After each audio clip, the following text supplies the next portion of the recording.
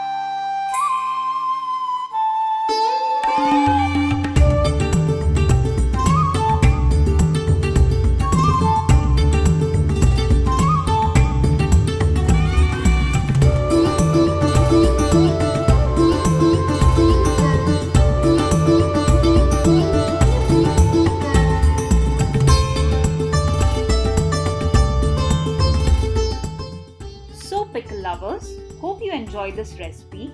You don't need to waste days drying the mango in the sun. It's quick and yummy too. Try it and looking forward to your feedback and comments. Also, do not forget to like, share and subscribe on Facebook, Instagram and especially YouTube as it's free of cost. Bye-bye.